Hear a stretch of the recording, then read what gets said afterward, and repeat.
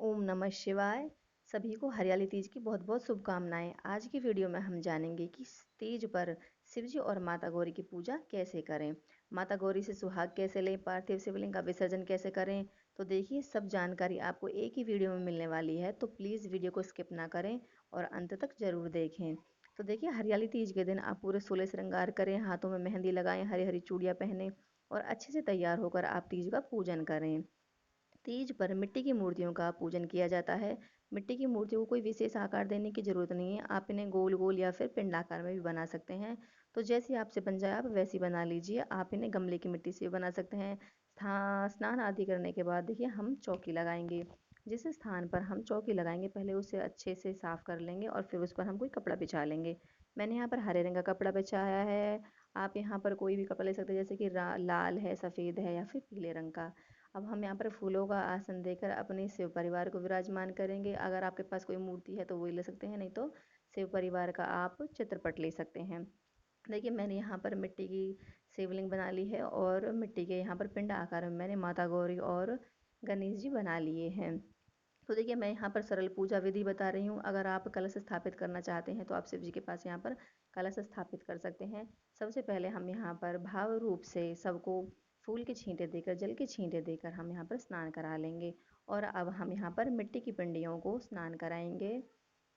सबसे पहले हम यहाँ पर जल से स्नान कराएंगे, फिर हम पंचामृत से स्नान कराएंगे और फिर जल से स्नान कराएंगे, क्योंकि शिव जी का अभिषेक 3 बार करवाया जाता है। आप कच्चे दूध का भी प्रयोग कर सकते हैं, क्योंकि सावन के महीने में दूध का विशेष महत्व होता है, तो इसलिए आप दूध का प्रयोग अवश्य ही करें। तो देखिए, अब हम यहाँ पर वस्त्र स्वरूप कलावा अर्पित करेंगे। अगर आपके पास चुंदरी है तो माता पार्वती को आप चुंदरी अवश्य ही चढ़ाएं। सबका तिलक कर लेंगे। माता पार्वती को हम रोली का तिलक करेंगे और सभी को हम चंदन का तिलक कर सकते हैं। शिव जी को रोली का तिलक नहीं किया जाता है। बेलपत्री चढ़ाएंगे। बेलपत्री को देखिए, आप ऐसे छोटी सी टिकली लगाकर टिक लीजिए। आप राम नाम भी लिख सकते हैं। ध्यान रहे कि बेलपत्री कहीं से भी कटी ना हो, खंडित ना हो, और ये चिकनी साइड से चढ़ाई जाती है, यानी कि बेलपत्री हमेशा उल्टी साइड से ही चढ़ाई जाती है। समी पत्र चढ़ाएंगे। आपके पास जितनी वस्तुएं हैं आप इतनी चढ़ा सकते हैं। फूल अर्पित करेंगे। सभी शिव परिवार को देखिए, हम यहाँ पर फूल समर्पित कर रहे हैं और फिर हम यहाँ पर धतूरा अर्पित करेंगे। अगर आपके पास धतूरे हैं और आखड़े के पत्ते हैं, उसके फूल हैं, तो फिर आप अवश्य ही समर्पित कीजिए। माता गौरी को देखिए, हम यहाँ पर श्रृंगार की कुछ वस्तु समर्पित करेंगे। आपके पास जितनी हो सकें आप इतनी वस्तु समर्पित कीजिए। अगर आपके पास ज़्यादा नहीं है तो फिर आप सावन के महीने में हरी चूड़ियाँ तो अवश्य ही चढ़ाएं माता पार्वती को। देखिए, अब हम कुछ सामान से माता पार्वती का श्रृंगार कर लेते हैं। चूड़ियाँ चढ़ा देंगे, बिंदी लगा देंगे, मेहंदी लगा देंगे। देखिए, जो श्रृंगार का सामान हम यहाँ पर माता गौरी को चढ़ाते हैं, हम उसे खुद भी यूज कर सकते हैं और दान भी कर सकते हैं। देखिए, मैंने यहाँ पर भोग लगाया है, क्योंकि तीज पर तो घेवर का विशेष महत्व होता है। घेवर है और जो आपके पास कोई भी ऋतु फल है आप उसका भोग अवश्य ही लगाएं। तो भोग लगाने के बाद चलिए हम आरती, अब आप कथा पढ़ते हैं। तो देखिए, अगर आपने व्रत रखा है तो आप कथा अवश्य ही पढ़ें या फिर सुने। हाथ में कोई भी फूल, अक्षत और दक्षिणा लेकर आप कथा सुने या पढ़ें, और कथा होने के बाद आप वो शिव परिवार को समर्पित कर दीजिए। आरती करेंगे। तो देखिए, आरती में सबसे पहले गणेश जी की आरती करेंगे और फिर शिव जी की आरती करेंगे। अगर आपको कोई भी आरती नहीं आती है तो फिर आप ओम नमः शिवाय का नाम जाप करते हुए आरती कर सकते हैं। फिर हम दक्षिणा समर्पित करेंगे, क्योंकि दक्षिणा के बिना हमारी कोई भी पूजा पूरी नहीं मानी जाती है। तो आप दक्षिणा जितनी आपकी सामर्थ्यता हो, आपका भाव हो, आप इतनी ही दक्षिणा समर्पित कीजिए। अब देखिए, मैं बताती हूँ कि माता गौरी से श्रृंगार कैसे लिया जाता है। जो हम सिंदूर माता रानी को चढ़ा रहे हैं, या फिर आप अपना सिंदूर भी ले सकते हैं।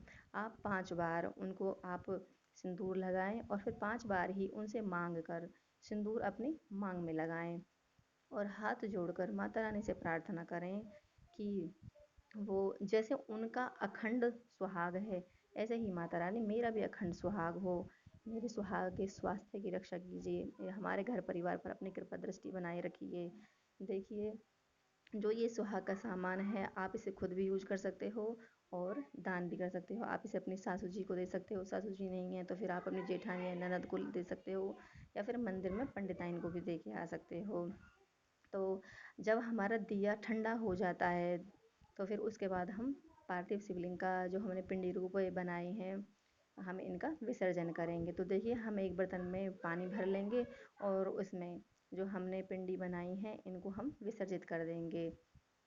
गणेश जी को और हमारे शिवलिंग हैं, माता गौरी हैं, जो हमने उनको श्रृंगार समर्पित किया है, उनको हम एक साइड रख लेंगे, क्योंकि हम या तो उनको खुद यूज़ करने वाले हैं या फिर दान करेंगे। जो भी हमने सामान चढ़ाया था, उनको समर्पित किया था, अब वो सब हम विसर्जन कर देंगे। जो ये जल है इसको हम एक गमले में डाल देंगे विसर्जन के लिए।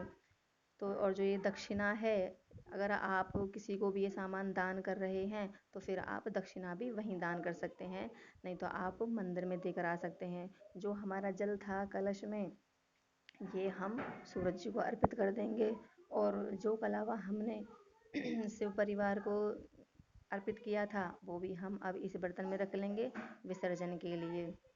अब हम अपनी तस्वीर को अपने मंदिर में विराजमान कर लेंगे, और जो हमारा कपड़ा है हम अपने अगली पूजा में यूज कर लेंगे। तो देखिए, ये थी तीज की शिव और माता गौरी की कुछ सरल पूजा विधि।